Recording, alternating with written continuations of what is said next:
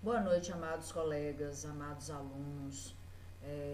Boa noite para quem não me conhece, porque outras pessoas podem até estar ou irão ver este vídeo, né? Assistir a esta aula. Eu sou a professora enfermeira e professora Ellen de Almeida e estamos aqui mais uma vez para falarmos sobre cirúrgica, né? Sobre pacientes cirúrgicos, pós-cirúrgicos, pré-cirúrgicos, e nós estamos neste momento falando sobre as complicações, principais complicações pós-operatórias, referente aos sistemas. Nas aulas anteriores nós falamos sobre o sistema neurológico, respiratório, digestório, urinário, né, gastrointestinal no caso, não só digestório, gastrointestinal, urinário.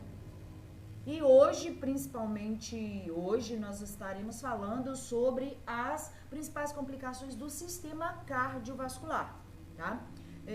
Quando nós falamos das complicações do sistema cardiovascular, nós acabamos tendo algumas implicações em outros sistemas, porque o sistema cardiovascular, né, ele é sistêmico, todos os sistemas têm uma ligação com o sistema cardiovascular. O sistema respiratório, o sistema límbico, o sistema neurológico, o sistema gastrointestinal, o sistema geniturinário, músculo esquelético, enfim, todos esses sistemas têm uma ligação, precisam do funcionamento do sistema cardiovascular. Bom, e com referência ao sistema cardiovascular, quais são as referências que nós temos para essas complicações? As referências, as principais, lógico que são muitas, mas as principais complicações, as principais referências que nós temos para essas complicações são o choque hipovolêmico, a hemorragia, a TVP, hipóxia, hipotensão, hipertensão, náuseas e vômitos, oligúria, e nós vamos falar especificamente sobre cada um. Por que nós estamos especificando as referências do sistema cardiovascular? Porque, conforme eu já havia dito, as referências elas se apresentam também em outros sistemas. Por exemplo, a hipóxia. A hipóxia pode se apresentar no sistema respiratório. A hipertensão no sistema vascular. Náuseas e vômitos no sistema gastrointestinal. Oligúria no sistema geniturinário. Né? E assim por diante.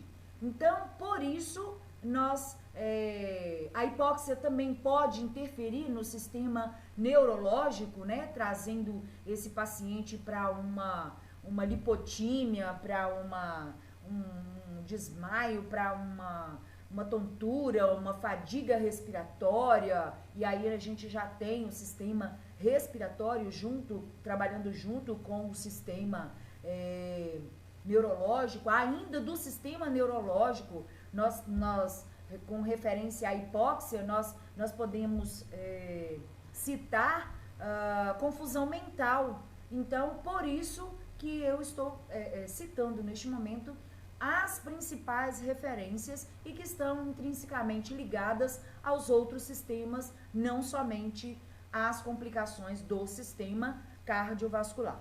Ok. Dito isto, nós vamos para o conceito de choque, porque lá atrás eu falei sobre choque, né? Uma das complicações. Então, vamos começar com o choque. Uma das complicações do sistema cardiovascular, complicações pós-operatórias do sistema cardiovascular, é o choque, né? E o que é choque? Estado de inadequação circulatória grave, ocasionando condições orgânicas e fisiológicas que impossibilitam a manutenção do débito cardíaco, tornando-o incapaz de atender às necessidades metabólicas do organismo. Olha, toda essa falácia significa dizer que, quando eu tenho a presença de choque, nós teremos um débito cardíaco prejudicado. dificultado. E aí, se eu tenho um débito cardíaco, e nós já falamos inúmeras vezes, né, desde o nosso segundo módulo que eu venho falando sobre débito cardíaco, e quando eu falo do débito cardíaco, eu estou dizendo que se eu não tenho a distribuição sanguínea eficaz, realizada pela bomba fisiológica, que é o nosso coração, né, pela bomba do nosso organismo, que é o nosso coração, esta máquina que funciona com o intuito de dividir, distribuir, entregar e receber o sangue dos nossos tecidos e órgãos, aí o que eu vou ter? Eu vou ter algumas falências ou pré-falências em alguns sistemas. Por isso, é muito importante saber o que exatamente que significa choque. Se eu não tenho um sistema circular adequado, o que eu vou ter? Um sistema metabólico falido. E eu tenho que prestar bastante atenção nesse paciente pós-operatório para saber se ele está tendo um bom débito cardíaco. Bom, existem vários tipos de choque. Os mais conhecidos são o choque hipovolêmico, o séptico, o cardiogênico e o neurológico. Nesta complicação, nós temos a presença básica do hipovolêmico e do cardiogênico. Obviamente que se a complicação for muito intensa, for muito grande, for muito ampla, eu vou ter a presença dos outros, provavelmente pode ocasionar, né, ou eu vou ter a presença dos outros tipos de choque. Mas hoje nós vamos nos especificar, nos ater um pouco mais no choque hipovolêmico, no choque de volemia, no choque de débito sanguíneo, ok? Vamos lá então. No choque hipovolêmico, quando eu falo de choque hipovolêmico, eu estou falando de algumas manifestações, eu tenho que saber qual é o tipo de tratamento, quais as ações de enfermagem com relação a esse indivíduo que está passando pelo choque hipovolêmico. Então, vamos começar. Nós temos, com relação às manifestações, nós temos a palidez e o que eu faço com esta palidez? Como é que eu vou tratar esta palidez? Eu vou tratar de manter as minhas vias aéreas pérvias, né? As minhas vias aéreas livres, né?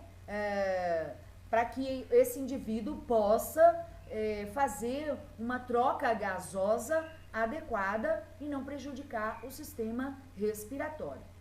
E as ações de enfermagem? Avaliar a resposta do paciente referente a esta palidez e a estas vias aéreas pérvias, ok? Saber se por acaso esse paciente está respirando direitinho, se está havendo uma troca gasosa, né? Essa hematose está acontecendo de forma adequada e se essa palidez vai estar sumindo, diminuindo, sendo minimizada. Temos a presença da taquipneia, né? Que é um tipo de dispneia, tá? Porque dispneia, volto a lembrar aos senhores e às senhoras, que a dispneia, ela é um desconforto respiratório. Mas aí a dispneia tem alguns nomes específicos, que seria taquipneia, bradipneia e apneia. Lógico que na apneia, essa dispneia já deixou de ser desconforto respiratório há muito tempo e passou a ser um desconforto para os familiares de quem está com a apneia, tá? Então, a gente tem que entender muito bem essas coisas e saber diferenciar uma coisa da outra. Eu não posso simplesmente falar, fulano, né, um exemplo, a Débora está com dispneia. Aí eu tenho que chegar e falar assim, olha, a Débora está passando por uma taquipneia. Aí é diferente, eu dei nome a essa dispneia. Ou então eu tenho que saber que tipo de dispneia que é. Porque se eu simplesmente falo, a Débora está com dispneia.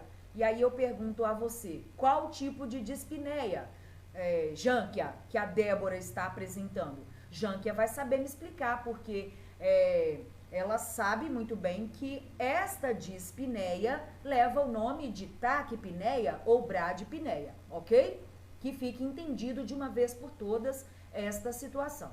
E aí, qual é o tratamento? Se eu tô falando de choque hipovolêmico, nesta situação aqui, eu tenho que fazer a reposição volêmica. Esse paciente está com pouca volemia, com pouco volume sanguíneo. Então, eu tenho que fazer a reposição volêmica.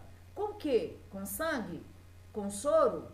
Isso vai depender da prescrição médica. Mas, provavelmente, se nós estamos falando de choque, e se esse choque é um choque hipovolêmico, nós provavelmente iremos utilizar as duas soluções, né, para poder repor esta volemia. Iremos usar os elementos hemoterápicos e iremos usar soluções glicofisiológicas, fisiológicas, de Ringer lactato, glicosadas, e aí vai depender muito do que o médico vai prescrever, tá? De repente, bicarbonato de sódio, enfim, entre outras soluções, tá certo?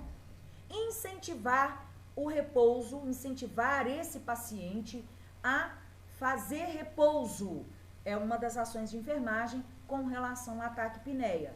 Outra ação de enfermagem que eu poderia oferecer para esse indivíduo e tratamento, e ao mesmo tempo o tratamento seria oferecimento, né, de administração, oferecimento de O2 nasal, e a ação de enfermagem seria implantar o catéter ou a máscara de Venturi ou a máscara facial, enfim, todas essas ações podem ser realizadas pela enfermagem num caso de paciente em choque hipovolêmico apresentando a manifestação taquipneia. Pele fria e úmida, tá? Nós temos aqui a palidez e a pele fria. Esse paciente vai estar com uma pele pegajosa, grudenta, tá? Por que ele vai estar com uma pele pegajosa e grudenta? Ele não tem volume suficiente para manter as vias aéreas pérvias e nem para manter as suas veias, a sua rede venosa permeável, cheia, tá? Ele vai estar com a rede venosa com volume diminuído. E aí, o que nós vamos fazer? Terapia farmacológica para esse paciente. Gente, se eu não consigo controlar esse paciente, tentando incentivar repouso, todas essas situações, tá? Colocando o O2 nasal, né? Administrando o O2 nasal, aí, infelizmente, eu vou ter que recorrer à terapia farmacológica, que provavelmente vai estar prescrito para esse paciente sedativos, tá? E aí eu tenho que observar se esse sedativo não está causando uma baixa rápida no sistema respiratório, que a gente chama de depressão respiratória. Uai, professora, mas esse paciente não está com taquipneia? Não vai ser bom eu diminuir a frequência respiratória, as incursões respiratórias da dona Débora? Sim, Jânquia, vai ser bom. Mas aí, ó, se esse sedativo, e aí quando eu falo em sedativo, eu estou falando de um paciente que está dentro da enfermaria, já no pós-operatório, eu vou me ater aos,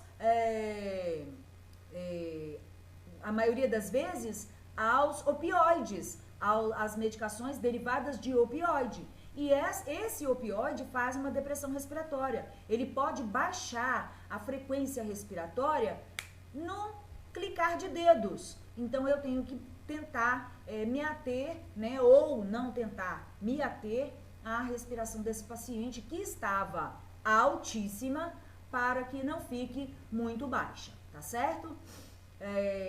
Ataque cardíaco, eu vou contar os batimentos desse paciente, ele provavelmente vai estar com oxímetro de pulso, então eu vou usar a contagem da oximetria mais a minha contagem de mecânica, né? Colocando meus dedinhos lá nos pulsos principais, né?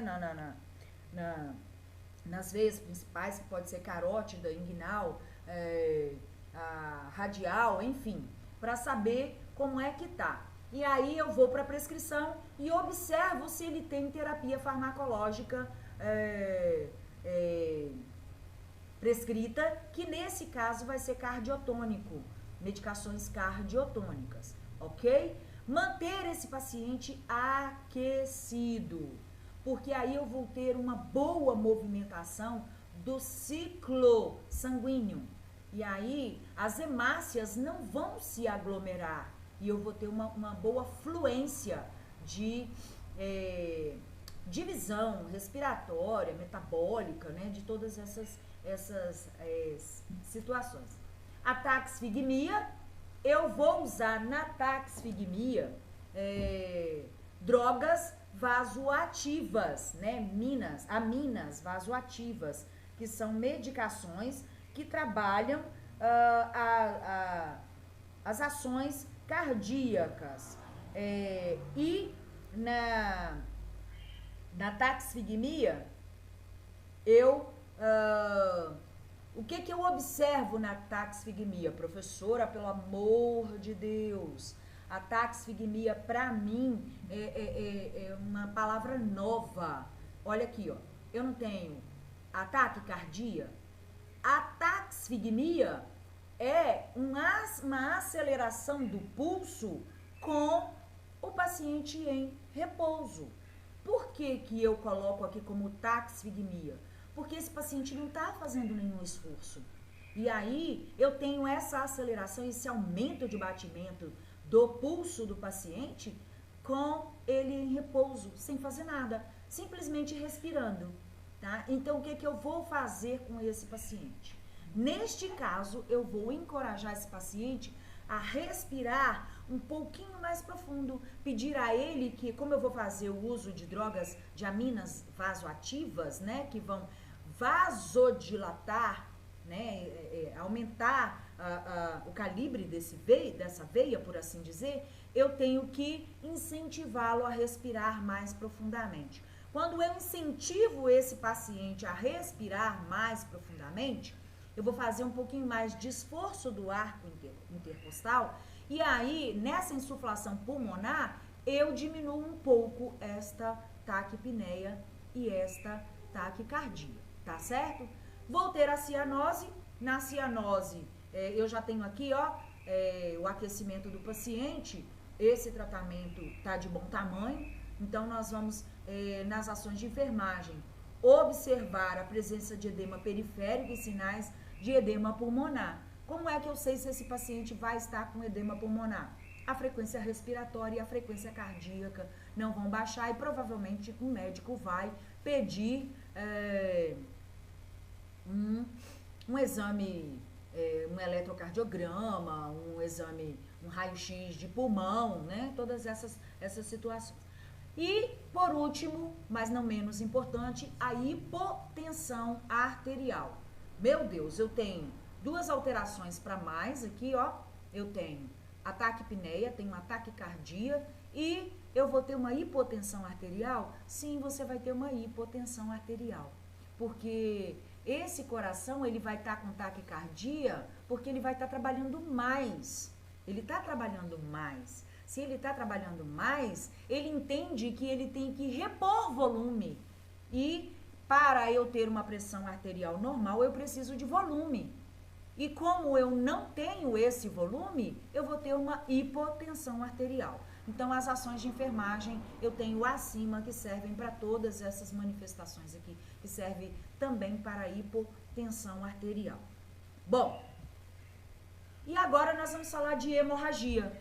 A hemorragia vai levar ao choque hipovolêmico. E a hemorragia, ela tem alguns estágios, né? E nesses estágios a gente tem alguns tratamentos específicos e ações de enfermagem. Então, vamos lá. No estágio primário, na hemorragia primária, o que eu tenho de manifestação? Em que momento que ela ocorre? Ocorre durante a cirurgia, essa hemorragia primária. É aquele sangue que o paciente perde no intraoperatório, durante o período operatório, durante a cirurgia, a realização da cirurgia, tá? Eu vou ter que, para o tratamento, eu vou ter que manter as vias aéreas desse paciente totalmente pérvias.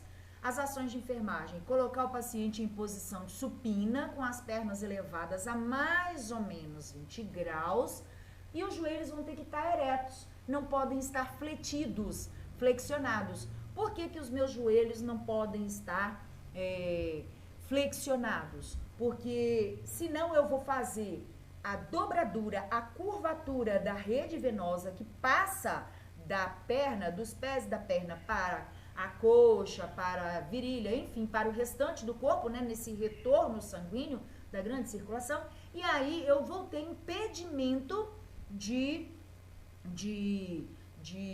sangue, ou então eu vou ter uma trombose, uma formação de uma pré-trombose ou trombose, que o sangue vai estar em êxtase, parado lá nas pernas, né, nos membros inferiores. Por isso esses membros tem que estar, essas pernas têm que estar elevadas a mais ou menos 20 graus, com os joelhos eretos e não fletidas, tá?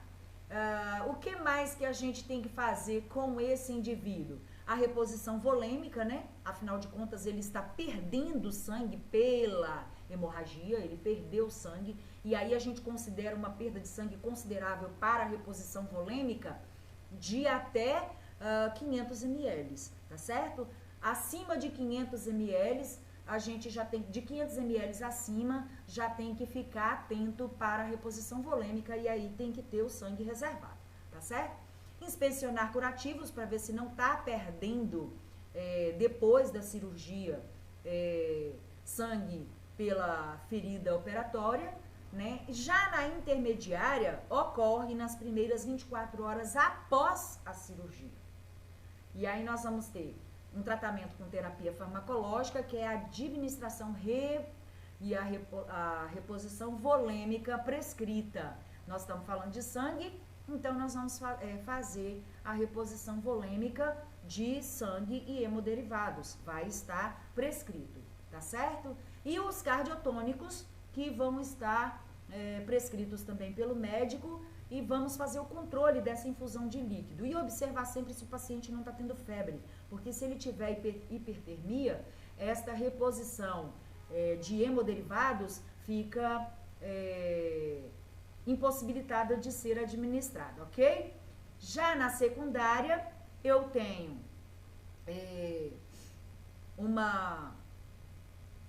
um tempo depois dessa cirurgia para que ela ocorra, e aí provavelmente ficou algum vaso babando depois que terminou a cirurgia, e a gente tem a presença dessas perdas sanguíneas. O tratamento, aminas vasoativas para controle dos batimentos, né, obviamente, e o controle da diurese. A gente tem que ver se esse paciente não está ficando anúrico ou oligúrico, tá certo? Na trombose venosa profunda, TVP, onde que acontece? Em que momento que acontece? Geralmente em pacientes que passam pelas cirurgias ortopédicas, tá? E aí o tratamento e as ações de enfermagem, exercícios em membros inferiores, e que cabe a nós na hora do banho, na hora da troca de fralda, tá? Massagear, movimentar essa perna um pouquinho mais devagar, e a fisioterapia, os demais exercícios. Ocorre também nos idosos, manter os membros inferiores sempre aquecidos, nesse caso de idosos. Pacientes com idade superior a 40 anos, aí nós vamos incentivar o uso de meias elásticas compressivas, o médico vai prescrever qual é a compressão para essa meia, tá? Pacientes obesos, nós vamos ter que, infelizmente, se não tiver prescrito, nós vamos ter que pedir ao médico sinalizar, olha, doutor, o paciente é obeso, tá ficando com os membros inferiores muito edemaciados, brilhosos, com diminuição na temperatura, e aí a gente vai administrar a terapia trombolítica prescrita, tá? Pacientes submetidos a procedimentos cirúrgicos longos, cirurgias cardíacas, cirurgias torácicas, cirurgias neurológicas, cirurgias de transplantes. Pacientes com incidências de varizes, tá? Mulheres em uso de contraceptivos. Pessoal, a mulher às vezes entra para fazer uma cirurgia simples, como o parto cesáreo, e aí, no pós-operatório, ela tem uma trombose venosa profunda. Os membros inferiores ficam muito edemaciados, e a gente acaba vendo essa mulher com uma trombose venosa profunda. Bom, qual é a situação desta mulher? A situação desta mulher, a gente vai fazer tudo o que está lá em cima, os cuidados e tratamentos e ações de enfermagem são as mesmas. O que nós temos que atentar é que mesmo essa mulher tendo passado por uma cirurgia de parto cesáreo, ela pode evoluir para uma TVP, para uma trombose venosa profunda. É normal? Não, mas é comum, é muito comum isso acontecer, tá? A hipóxia, hipóxia, diminuição da oferta de oxigênio. Isto é uma hipóxia, diminuição da oferta de oxigênio. E aí nós temos as manifestações. Cianose, que a gente já sabe que é o arroxeamento das extremidades ungueais, dos lábios, da circunferência ocular, né? Às vezes o lobo, o lobo auricular, né? Todas essas situações. O que nós temos que fazer? Aspirar as vias aéreas superiores desse indivíduo. Agitação psicomotora. Lembra que eu falei que a hipóxia está intrinsecamente relacionada com o sistema neurológico também? Olha aqui, ó, agitação psicomotora. Controle da gasometria arterial, para ver se esse paciente não está fazendo uma acidose, tá, metabólica, uma alcalose respiratória, acidose respiratória, enfim, tá? Aí a gente tem que, isso aqui cabe ao enfermeiro, essa gasometria, tá? Taquicardia seguida de bradicardia. Opa, ficou difícil, hein, professora? A taquicardia vem primeiro. Por quê? Se esse paciente tem hipóxia, ele está com pouca distribuição de células chamadas hemácias, né? Que são as células responsáveis pela distribuição da molécula de oxigênio. E aí o coração vai entender que ele tem que bater mais rápido, ele tem que funcionar mais rápido para suprir esse aporte de oxigênio em todos os outros sistemas. E aí ele vai ter uma taquicardia. Em seguida, esse coração, se levar muito tempo, obviamente, não vai conseguir, porque esse paciente não está conseguindo controlar a respiração, e ele vai sucumbir a uma bradicardia. Tratamento e ações de enfermagem, oferta de O2 suplementar, de oxigênio suplementar, que pode ser por máscara de Venturi, catéter de O2 nasal, máscara facial, entre outras situações. E um posicionamento adequado no leito para esse paciente. Provavelmente nós vamos colocar esse paciente em semi-Fowler, de 30 a 45 graus, mais ou menos, tá? Para que ele tenha um controle respiratório e um conforto respiratório melhor. Hipotensão arterial. Quais são as causas da hipotensão arterial? Mudança brusca de decúbito, e aí as ações de enfermagem, realização de eletrocardiograma. Drogas anestésicas utilizadas na cirurgia fazem hipotensão arterial. Nós vamos ter que avaliar os pulsos periféricos. Isquemia, discreta elevação dos membros inferiores é o que você tem que fazer, amado. IAM, infarto agudo do miocárdio, controle da ingesta hídrica. Tem que controlar essa ingesta hídrica, porque a gente não pode encharcar esse paciente, tá? E também não pode deixá-lo desidratado. E algumas reações alérgicas, principalmente relacionadas às medicações utilizadas no intraoperatório. E por último, e não menos importante, a hipertensão arterial. Ela é menos frequente, viu, pessoal? Não é tão comum quanto a hipotensão, mas vamos lá. As causas na hipertensão arterial, hipovolemia é uma das causas da hipertensão. Por quê? O coração vai funcionar mais rápido e às vezes eu tenho sangue, êxtase de sangue em algum determinado sistema, e aí nós vamos observar que esta pressão vai estar um pouquinho alterada. O que nós vamos fazer? Manter rigoroso controle da pressão arterial, aferir quantas vezes forem necessárias. Veias distendidas, né, porque esse corpo ficou em posição supina durante muito tempo, ou posição de sinos durante muito tempo, ou posição de Fowler durante muito tempo, enfim, tá? E aí nós vamos ter as veias tentando fazer o seu trabalho a partir do sistema cardiovascular. Administrar antihipertensivo prescrito, porque se eu tenho uma hipertensão, eu dilato essa veia vai estender, ok? Pulso cheio e forte, que a gente chama de fusiforme, orientar quanto à importância de repouso. Taquicardia, controle da diurese. Dispneia, controle da saturação. Professora, você só colocou dispneia. Sim, porque essa dispneia pode ser taquipneia ou bradipneia. Normalmente acontece a taquipneia.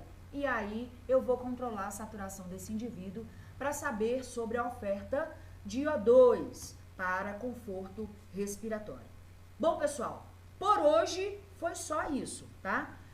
A matéria tá um pouquinho fácil, tá bem explicada, assim, bem divididinha. Eu espero que eu tenha atendido aos anseios de vocês. Fiquem na paz do Senhor, tenham um bom estudo, estudem, por favor, e me encontrem nas lives. As lives foram formalizadas para que vocês tenham um contato mais direto com o professor e retirem suas dúvidas. Mas para você retirar as suas dúvidas, você precisa estudar, porque senão você não vai ter dúvida para retirar, porque você não vai absorver absolutamente nada.